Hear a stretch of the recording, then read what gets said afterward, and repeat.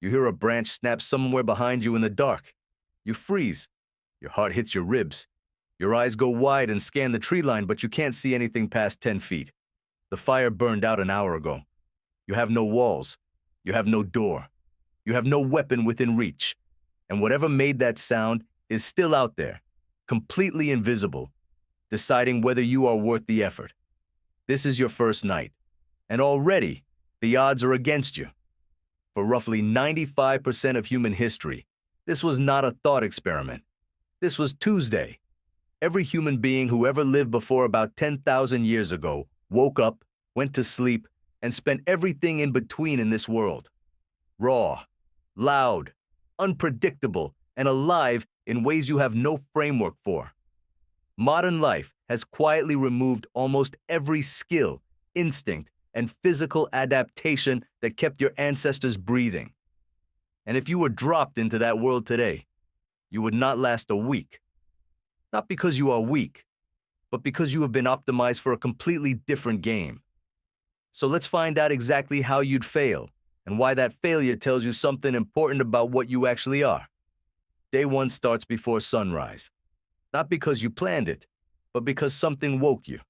A sound, a smell, a shift in the air temperature that your sleeping brain flagged as wrong. Ancient humans, studied by researchers like David Sampson at the University of Toronto, did not sleep in long, uninterrupted 8-hour blocks.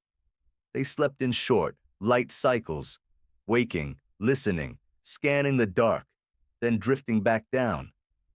Your brain was built for this, but you have spent your entire life training it out of existence with blackout curtains and white noise machines. So when that branch snaps, you don't wake alert. You wake disoriented, groggy, and slow. 3 to 4 seconds of pure confusion before your threat detection systems even come online.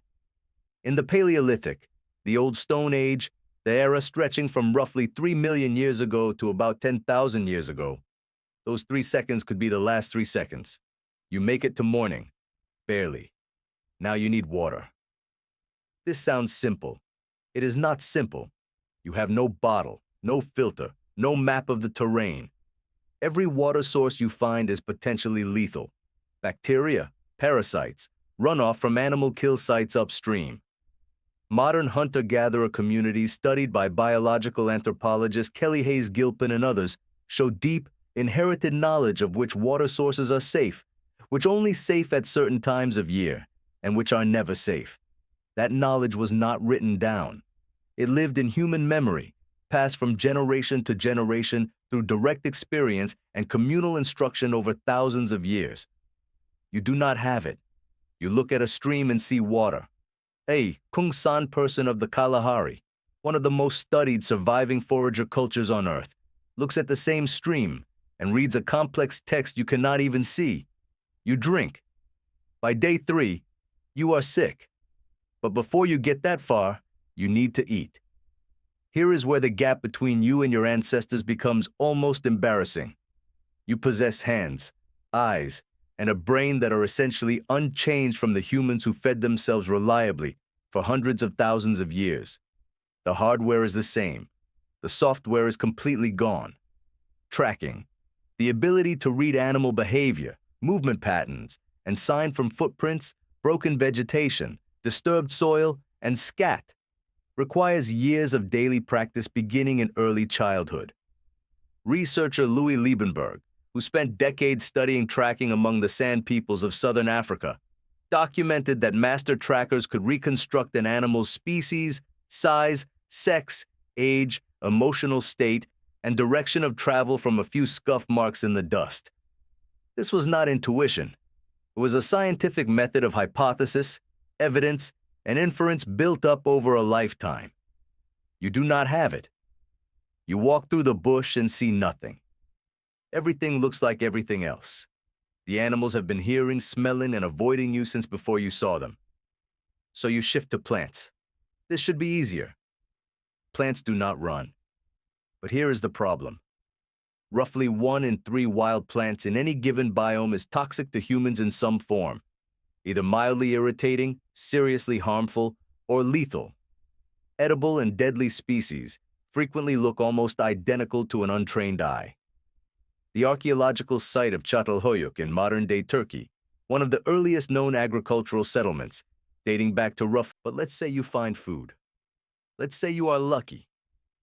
Now the real problem starts. You are alone, and that might be the single most lethal fact about your situation. The foundational unit of human survival for almost all of evolutionary history was not the individual. It was the band, a fluid mobile group of roughly 15 to 50 people, almost always including multiple generations, who shared knowledge, labor, childcare, food, and threat detection collectively. Anthropologist Kim Hill, who spent decades studying the ape people of Paraguay, found that survival outcomes for isolated individuals dropped catastrophically compared to group members. Not marginally, catastrophically. The tasks that a band could accomplish, cooperative hunting, firekeeping, shelter construction, monitoring the perimeter, caring for the sick and injured, were physically and cognitively impossible for one person to sustain simultaneously. You are not built to be alone in that world. Your nervous system is not designed for it. After 3 nights of continuous threat vigilance with no one to share the watch, your cortisol, the hormone your body releases under stress, stays elevated. Your decision-making degrades. You start making small errors. Small errors in that world compound. Let's reconstruct the specific moment things come apart. It is late afternoon on day 4.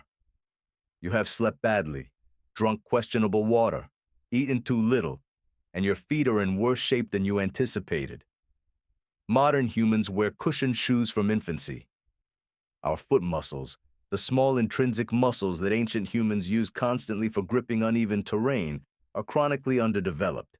Studies of skeletal remains from pre-agricultural populations, analyzed by researchers like Timothy Ryan at Penn State, who examined bone density and muscle attachment sites in prehistoric skeletons, show dramatically higher lower body musculature and bone robusticity, physical toughness, than modern sedentary humans. Your feet are blistering.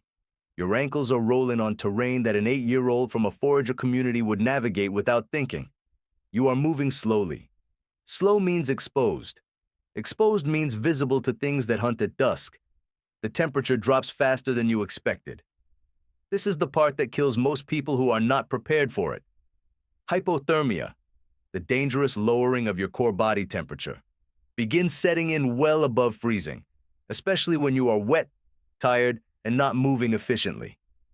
Making fire with friction, the bow drill or hand drill method that ancient humans used long before flint and steel, requires dry materials, correct technique, physical stamina, and practice. Lots of practice. Experimental archaeologists who attempt to recreate Stone Age firemaking consistently report that competence requires months of regular drilling to develop. Without fire, your options in a cold night are behavioral. Burrow, pile debris, find thermal mass. You do not know how to do any of these things efficiently. You know the concept. Knowing the concept and being able to execute it with cold hands, in the dark, in under 20 minutes, are completely different problems. Day 5, if you make it there, is mostly about your mind. The psychological weight of sustained uncertainty is something your brain was equipped to handle only within a social context.